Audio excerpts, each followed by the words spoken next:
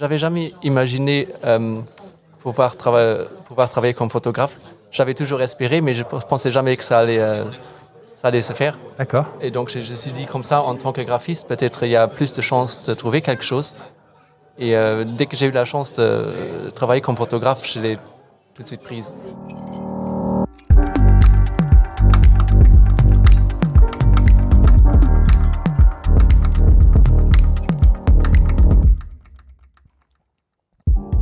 Streets Unplugged by the Street Photo Collective Luxembourg. Bonjour tout le monde, voilà Paolo Lobo de nouveau fidèle au poste ici pour ce 10e épisode de notre podcast Streets Unplugged, donc réalisé par le Luxembourg Street Photo Collective. Donc je suis très content d'être là avec vous, chers amis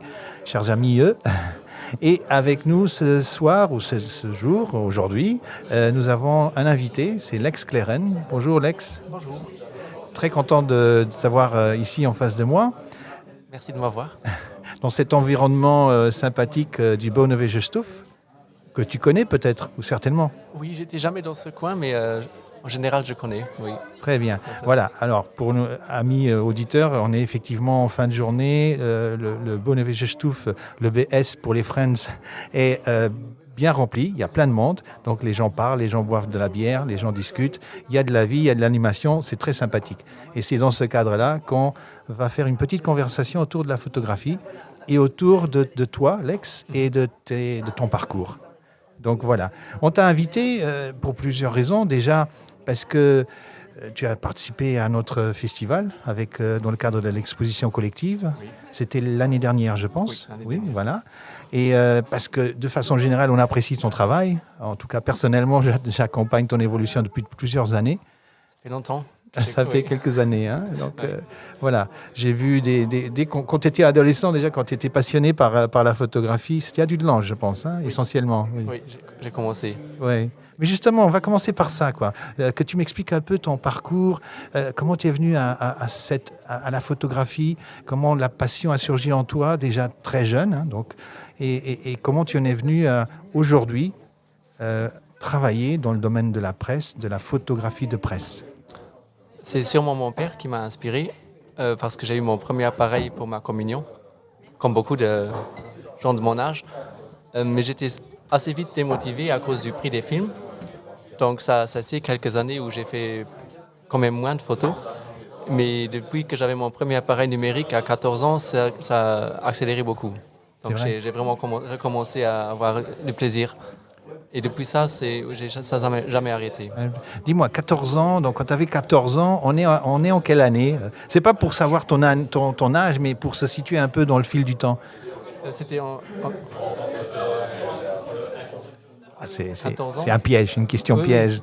On était en 2010, 2015 2002. J'ai dû réfléchir, j'ai dû calculer. 2002, d'accord. 2002. Effectivement, c'était les tout débuts de la technologie numérique.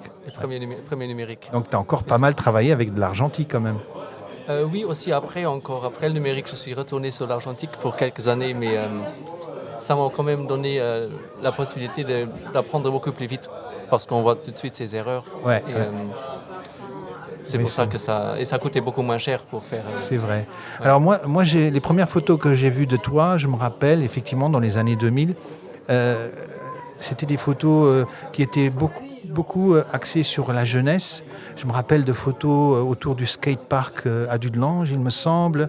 Je me rappelle de beaucoup de photos avec des bandes de copains comme ça. Et moi, j'admirais beaucoup la fraîcheur et la spontanéité de ces prises de vue, enfin de ces portraits réalisés sur le vif et qui transmettaient vraiment une vraie joie de vivre adolescente. Voilà, les copains, les copines, des superbes portraits. C'est un peu ce que j'ai en tête, moi, des photos que tu faisais à ce moment-là. Est-ce que c'est juste ? Oui, j'ai commencé à faire... j'avais toujours mon appareil avec moi, comme maintenant aussi encore.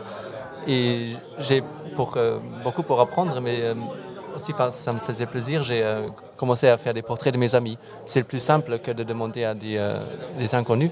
Donc j'ai photographié mes amis et mon entour tous les jours. Et beaucoup de nature aussi. Ouais, je ne sais pas si tu avais vu aussi, ça fait longtemps, mais j'ai fait beaucoup de photos de nature. D'accord. Parce que, oui. À l'époque, tu étais donc... tu es toujours jeune, mais à l'époque, tu étais adolescent. Et donc, cette passion de la photographie, en parallèle, tu menais des études dans un lycée. Donc, voilà. Comment tu as concilié un peu tes études, tes objectifs dans la vie et cette passion de la photographie? J'ai fait des études dans le graphisme, en fait. D'accord. Parce que je pensais que ça allait bien se combiner. Et j'étais toujours fasciné par tout ce qui est visuel. D'accord. Donc, graphisme, vidéo, photographie. Et comme ça, je me suis dit, je peux peut-être faire quelque chose combiné avec tous ces médiums.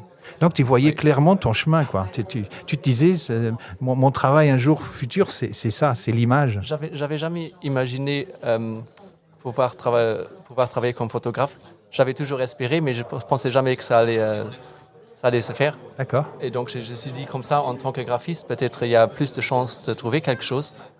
Et dès que j'ai eu la chance de travailler comme photographe, je l'ai tout de suite prise. Ok. Oui.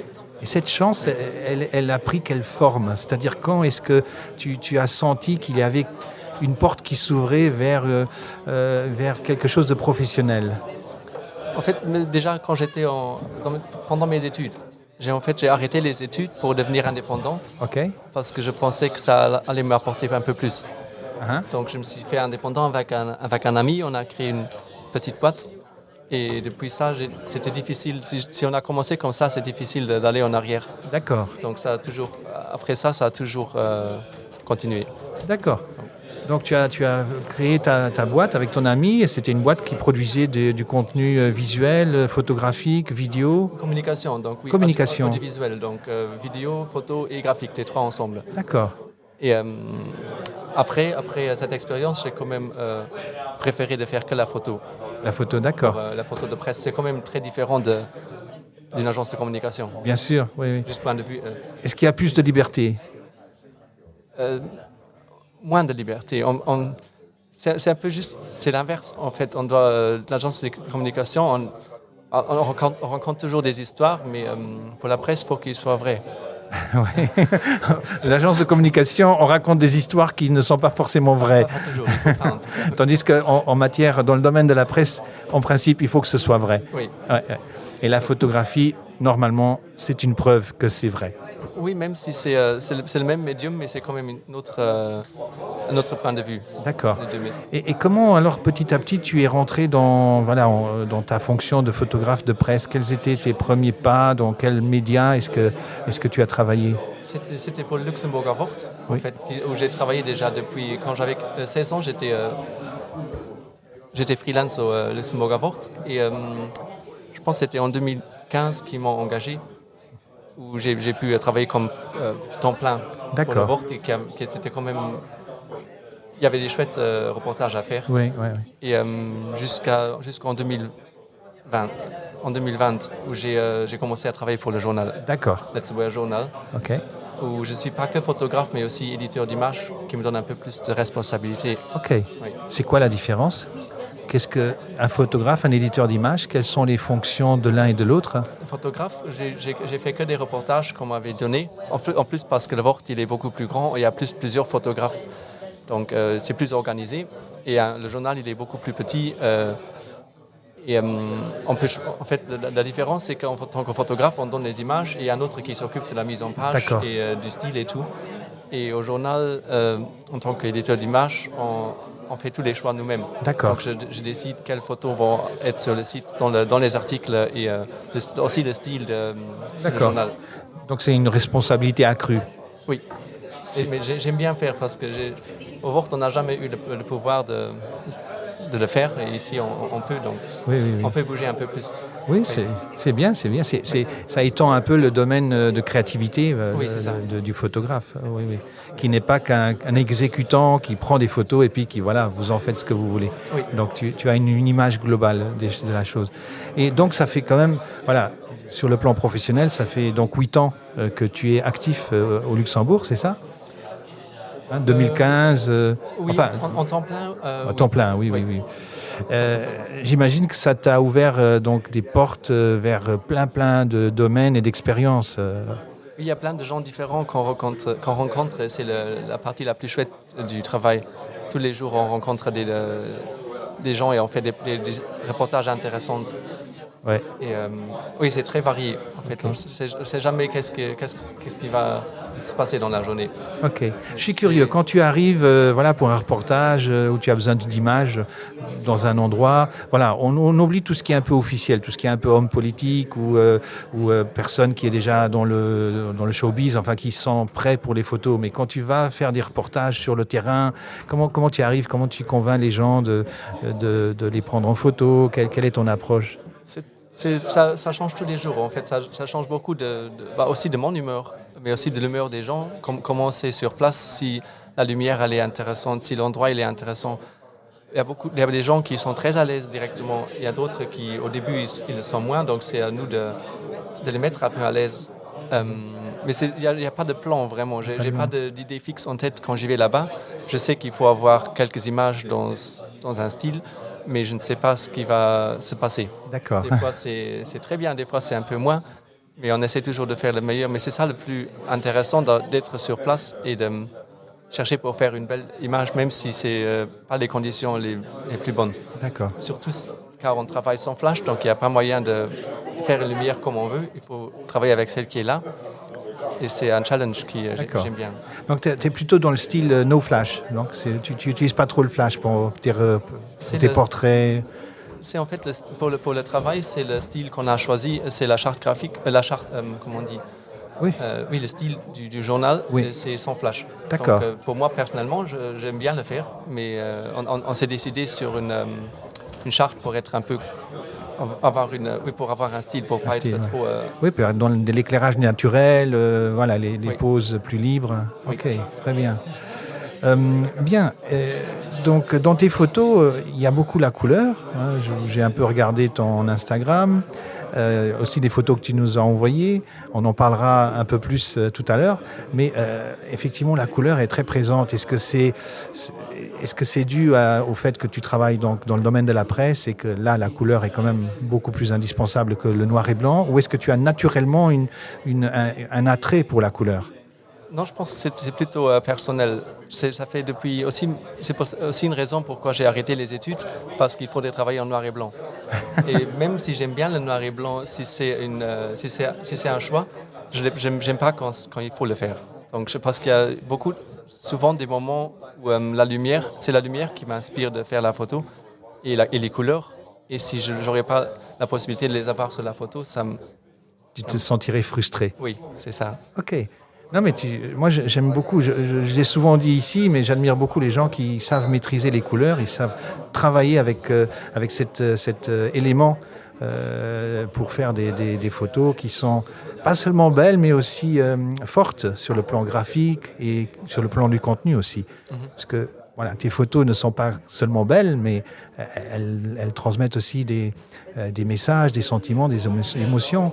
Et on voit que tu photographies aussi bien des personnes connues, des personnes politiques, que des gens ordinaires. Oui, toujours avec le même soin, quoi. Je ne fais pas la différence. Ouais. C'est toujours... oui, c'est la même chose pour moi. Soit il est connu ou pas, ça ne fait pas de différence. Ouais.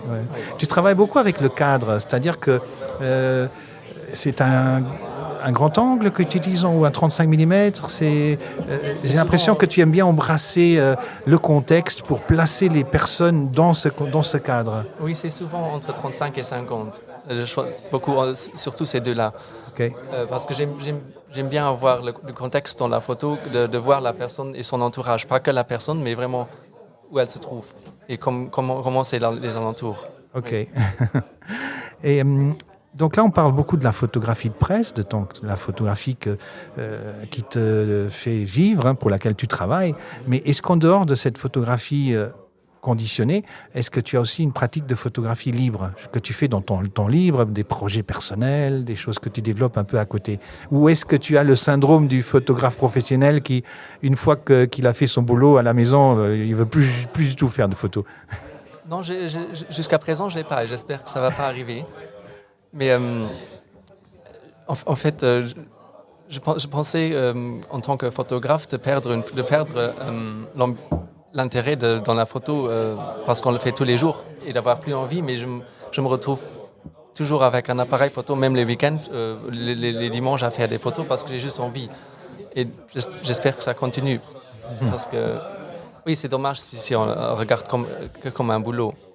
Parce que aussi quand je sors ou quand je vais en vacances, j'ai toujours l'appareil avec moi. Et des fois, je fais des photos aussi pour le travail parce qu'il y a quelque chose qui me vient en tête et je me dis ça serait intéressant d'avoir. Mais aussi juste pour moi, pour mon Instagram. Oui. Sur ton Instagram, qui je pense, il a été créé il y a longtemps, non? Il me semble que je le connais depuis des années, quoi. Oui, ça fait longtemps. C'est d'ailleurs difficile d'arriver au bout parce que pour ceux qui ont créé un Instagram il y a 10 ans, voilà, tu dois défiler longtemps, scroll pour arriver sur les premières photos qui ont été publiées.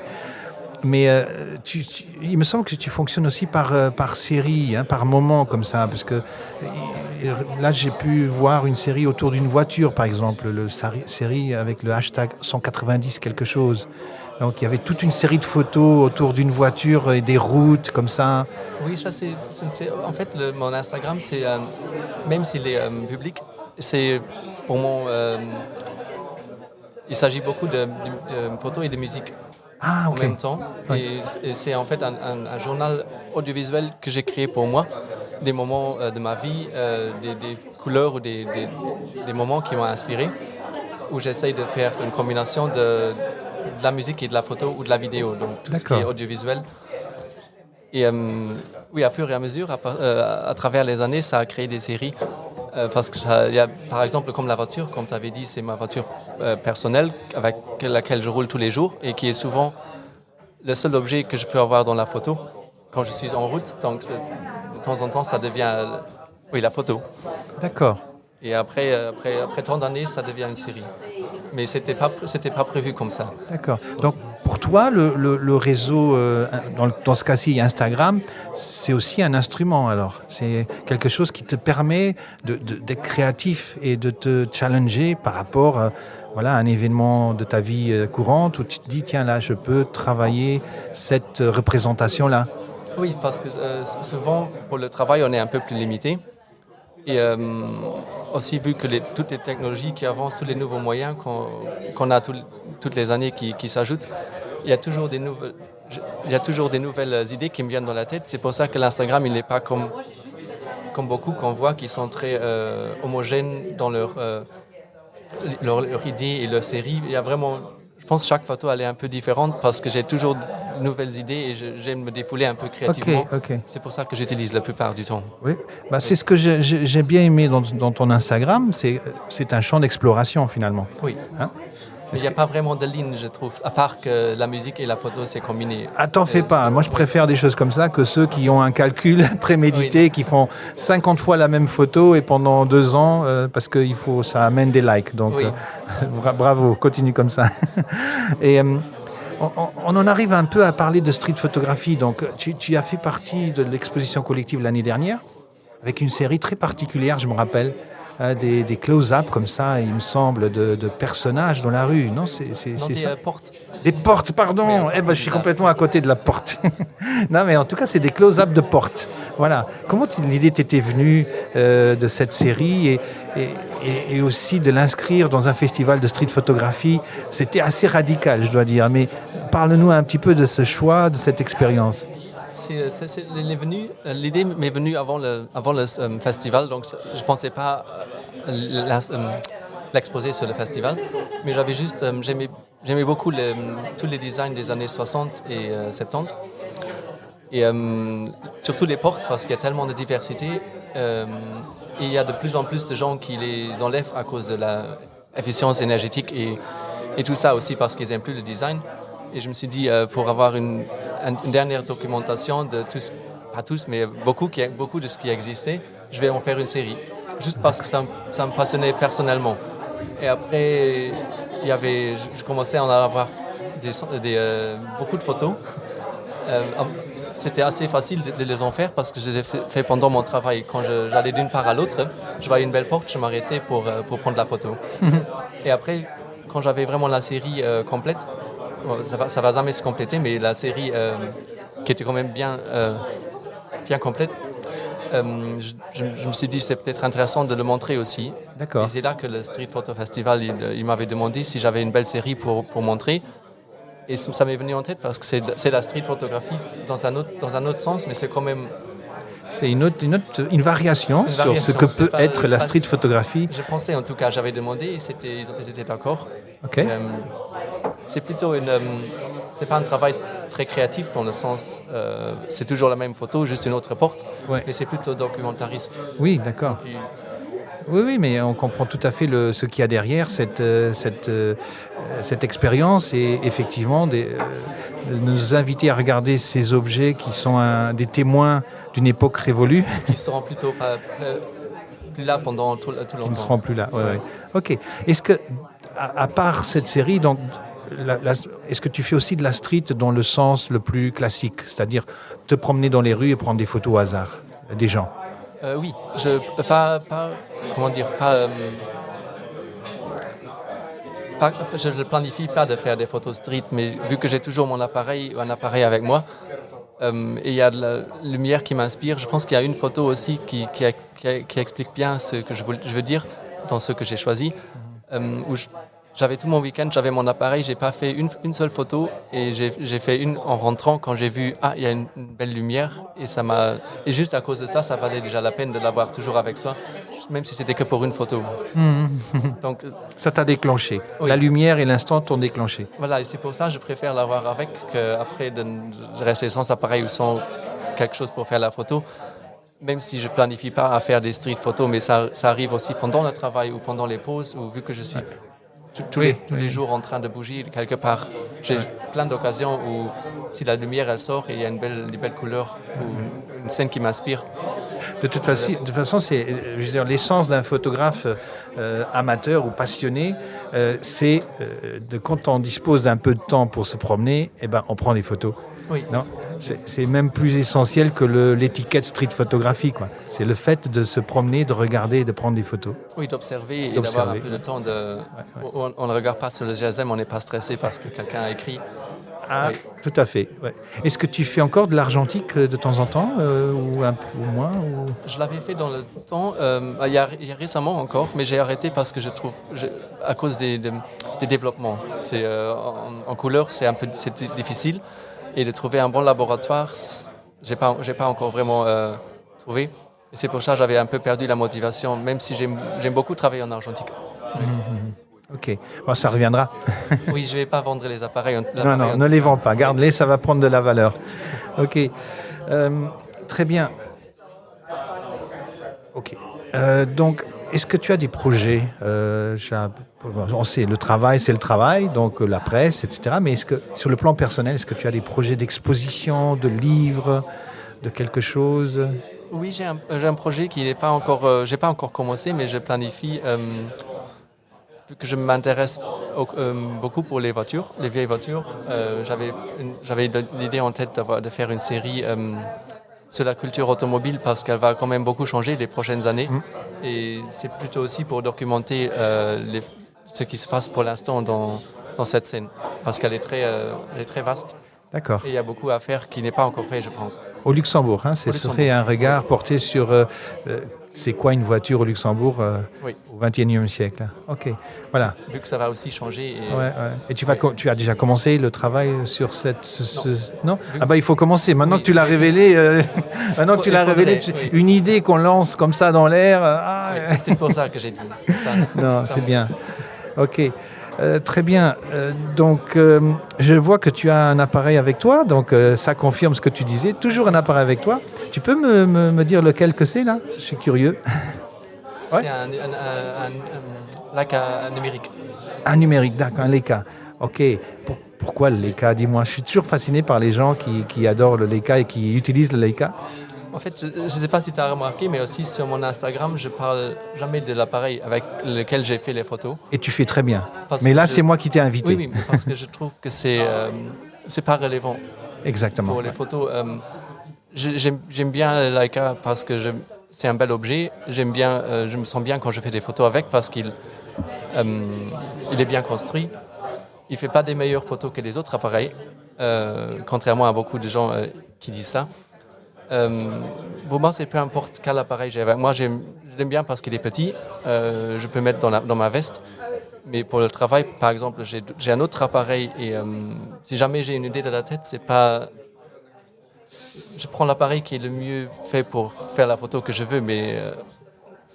Ce n'est pas important de dire que ça a été fait avec tel appareil, tel objectif Pour moi, pas. Parce que de toute façon, si on regarde sur mon Instagram, il y a des photos qui sont faites au réflexe numérique, celles qui sont faites avec le Leica, celles qui sont faites avec un vieux GSM, et personne ne sait dire la différence. Exact. Donc je ne pense pas que c'est important. C'est pas important pour moi parce que ça me fait plaisir, mais pour le reste, pas. Ok. C'est un peu comme le cuisinier dans son atelier. Hein. Il fait des bons plats, mais il n'a pas besoin, quand on donne le plat au client, il n'a pas besoin de marquer les instruments qu'il a utilisés. Quoi. Tant que la photo elle est bonne, après, c'est le plus important. Et justement, la photo est bonne. Qu'est-ce que ça veut dire pour toi ? Quand est-ce qu'une photo est bonne ? C'est difficile, parce que ça dépend si elle est belle pour soi-même ou pour les autres. C'est une question très compliqué. Compliqué ? Ok. Est-ce que tu fais des photos pour toi-même ou pour les autres ? Ça dépend si je fais pour le travail. Il y a des photos que je fais parce qu'il faut les faire. Ouais. Mais il y a aussi des photos que je fais parce que c'est pour moi-même, mais après on peut quand même les mettre dans le journal aussi. Donc il y a un peu ton regard à toi qui de toute façon peut également parler aux autres. Quoi. Donc ce que tu regardes, ce que tu photographies peut également intéresser les autres. Oui. On va un peu commenter les photos que tu m'as envoyées. Et qui seront publiées en même temps que ce podcast. Donc, amis auditeurs, je vous invite à aller sur nos réseaux du collectif pour visualiser les photos que Lex nous a envoyées et que j'ai placées ici. Juste un petit instant que je les retrouve. Petit flottement. Voilà. On commence par... Tiens, celle-là, elle est vraiment étonnante, quoi. On a un portrait, un cadre dans le cadre, et on a... l'intuition de quelqu'un qu'on connaît, quoi. Bon, tu peux dire qui c'est, quoi. Et je pense qu'on reconnaît assez pour savoir ce qui c'est Xavier Bettel. Ouais. Et c'était un instant spontané dans la chambre. Un instant spontané dans la chambre. Tu t'es préparé à ce moment ou ça t'est... Comment tu as eu l'idée de cette photo, de ce cadrage spécial ? On entendait en fait ce qu'il arrive. Les politiciens, je préfère être en avance pour les réunions. Et j'ai juste vu la scène et je me suis dit, s'il va monter par là, ça pourrait être une belle photo. Okay. Et j'ai attendu quelques instants jusqu'à ce qu'il est venu. Je ne sais pas si j'en ai fait d'autres avant, mais... C'était la bonne, ok. Donc c'est un peu la position du... Comment on appelle ça ? Le chasseur, non ? En street photographie, tu sais qu'il y a deux attitudes, mais je ne suis pas le meilleur placé pour dire si... On peut être chasseur ou guetteur, ou pêcheur. Je ne me rappelle plus. Soit on attend... soit on va à l'attaque de l'événement ou du sujet. J'essaye en tout cas d'avoir quelque chose d'un peu particulier parce que souvent les événements politiques ou de très grande taille, on est bien placé sur une place et après tout le monde a la même photo. Ouais. Et comme ça au moins, des fois on a la possibilité de faire quelque chose de différent, un peu qui se... Oui, pas comme les autres médias, très bien. On se différencie. Alors ici, on est face à la gare centrale. On a une vue très, très large, très 35 mm, 28 mm. Et nous avons donc la tour de la gare centrale. Et puis nous avons un personnage là qui s'apprête à passer le passage pour piétons. Donc, c'était aussi une image spontanée. C'était pendant le travail, vu que j'avais mon appareil du travail avec moi. Mais j'ai juste... assez spontanément vu qu'il traversait la rue en se fâchant avec son bâton. Ouais. Et oui, j'ai déclenché. D'accord. Il était dans une attitude un petit peu crispée, on le sent, même si on le voit de dos. Ouais. Et comme on disait tout à l'heure, tu embrasses vraiment le paysage de façon large, le contexte, dans ce cas le contexte urbain de façon assez large pour placer le personnage. Ici, on est dans une autre ambiance, donc c'est une fête, c'est underground, tu joues avec les couleurs ici. Dis-moi un peu de... C'était en fait un reportage aussi sur la scène de danse, pas danse, mais de danse extatique. Ok. Et j'ai fait un reportage et un portrait sur un de ceux qui est en avant sur la photo. Ouais. Que j'ai pris en portrait aussi. Et après, pour avoir quelques photos aussi d'ambiance, je me suis défoulé parce que j'avais envie, même s'il faisait assez tard. Ouais. Et assez sombre. Et assez sombre. Oui. Ouais. J'étais vraiment au bout de tout. Ouais, ouais. Au bout des ISO. Oui. D'accord. Ouais, mais Et, là, c'est un des avantages du numérique. Hein, donc, oui. on peut pousser vraiment très, très loin les ISO. Mais j'ai pu me défouler et j'ai essayé d'avoir des belles photos. Ouais, Même ouais. si c'était pour l'article, c'était aussi pour moi. Ouais. Tu bouges beaucoup quand tu prends des photos. Là, par exemple, j'imagine que tu allais à droite, à gauche, que tu te baissais, tu te levais. Oui, là j'étais passé. Et j'essaye de trouver le bon angle, le Ok. bon cadrage et la bonne composition. Des fois, ça prend du temps. Ok. Alors voici complètement une autre atmosphère. Là, on est dans un sentiment de recueillement. On est dans un cimetière. Je pense que c'est le cimetière de Slipotsberg. Du de l'ange. Pardon. Eh ben, je me trompe beaucoup là. Dudelange. Bah. Voilà. Et là, on a complètement une autre ambiance, quoi. On a vraiment un sentiment d'apaisement, mais en même temps de tristesse. Oui, c'était aussi.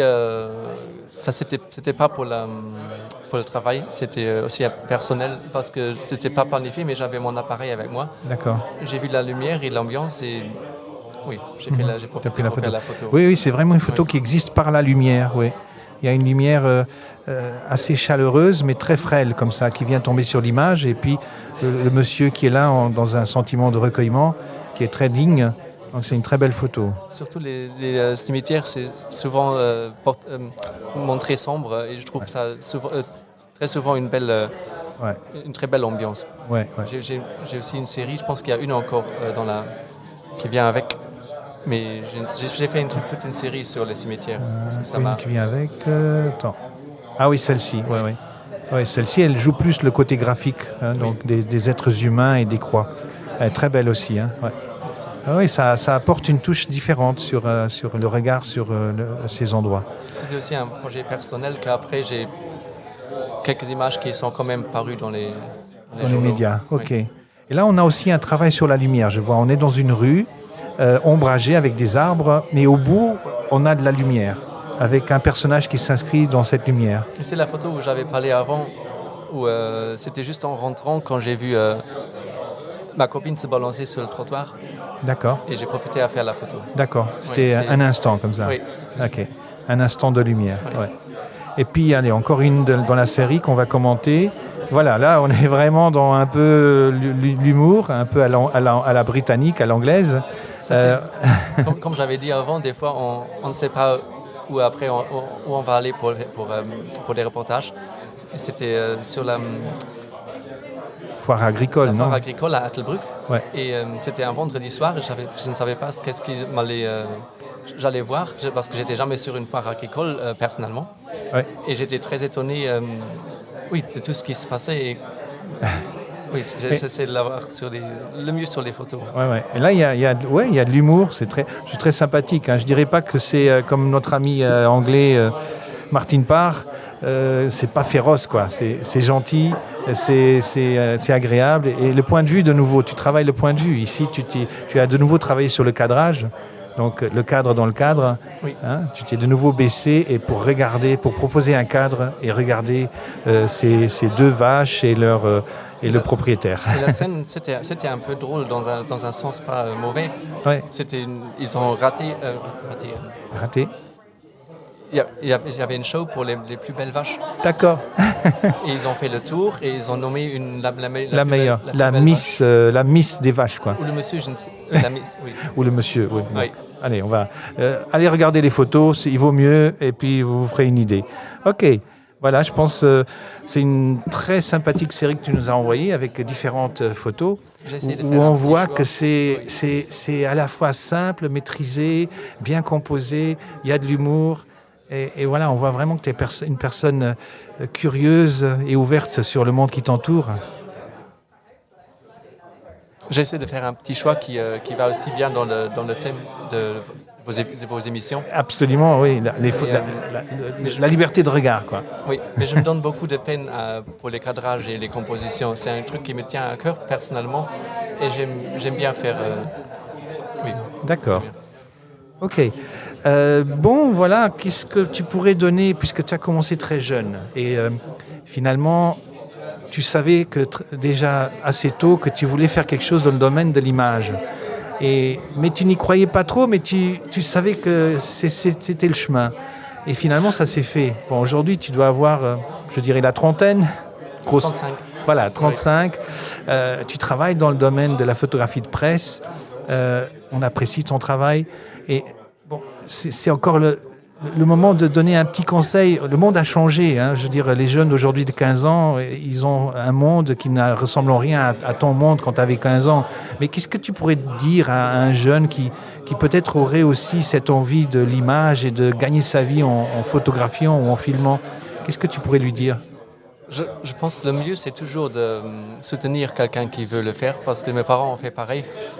On m'a jamais dit de devenir docteur et d'avoir la photographie comme hobby. Ils m'ont toujours encouragé de le faire si je le veux vraiment. Et je pense que pour les jeunes, c'est pareil, même si le monde il a beaucoup changé, il va encore beaucoup changer, parce que même avec l'intelligence artificielle, ça va tellement bouleverser la photographie. Oui. Donc on ne sait pas même pas s'imaginer encore pour l'instant. Est-ce que ça te fait peur? Moi, personnellement, pas, parce que je pense que la presse, c'est toujours, il la faut toujours, et on ne pourrait pas la supprimer. On ne pourrait pas la supprimer ou la remplacer avec l'infusion d'intelligence. Mais il faut rester vigilant, parce que de plus en plus, une image peut ne pas être vraie. Oui, ça va aussi poser plein de problèmes, je pense, dans la presse. Ouais. Est-ce qu'il existe déjà des outils aujourd'hui, par exemple au niveau de vous, de votre média ou d'un média en général, pour vérifier si une photo est trafiquée ou si elle est vraie? Parce que quand on voit dernièrement ce qui est fait par l'intelligence artificielle, on est bluffé, quoi. Est-ce que vous avez des moyens de dire non, attends, ça c'est pas une vraie photo? Nous, au journal, on ne s'est pas encore posé la question, parce qu'on travaille qu'avec des freelances qui ont soit la carte de presse, donc on sait ils connaissent les lois, ou ceux qu'on fait confiance et on sait qu'ils ne modifient pas leurs photos. Mais c'est vrai que si c'est pour les plus grands médias qui reçoivent des photos de partout, ça va poser des problèmes, parce que c'est des fois tellement bien fait que c'est difficile de le voir. Et ça va très vite. Ouais. Et ça va très vite, ça va changer encore. Oui. Le monde est en perpétuelle évolution, et voilà. Et il faut un peu suivre tout ça avec intelligence et avec un certain recul. Ouais. Oui. Ok, donc Lex, je te remercie beaucoup pour cet entretien sympathique. Moi, j'apprécie beaucoup ça fait 20 ans en fait qu'on se croise, que j'ai vu comment tu as commencé, comment tu as évolué, et j'apprécie beaucoup vraiment tes photos, toujours très, très, très pointues et en même temps délicates, avec de l'humour aussi. Donc voilà, continue. Merci, c'est gentil. Et j'espère qu'on pourra te voir aussi dans notre festival. Alors j'en profite pour dire à nos auditeurs, à nos amis, que le prochain festival, et à toi, le prochain festival, ce sera la 7e édition, et il aura lieu du 18 au 21 mai au Rotande, et il y aura plein d'activités et même quelques nouveautés, mais ça on vous en parlera encore dans un prochain podcast qui sera fait encore avant le festival. Et alors je regarde juste mes petites notes pour voir si je n'oublie rien du tout. Voilà, avec nous on avait Patrick Hoffman, Eric Engel pour la technique. On remercie aussi Niels, le frère de Eric, qui va nous aider pour l'editing de tout ça. Et on te remercie à toi, encore une fois, Alex, pour nous avoir fait part un peu de ton sentiment, de ton parcours et voilà, de ta franchise. Merci aussi. Merci. Bonne soirée ou bonne journée à tout le monde.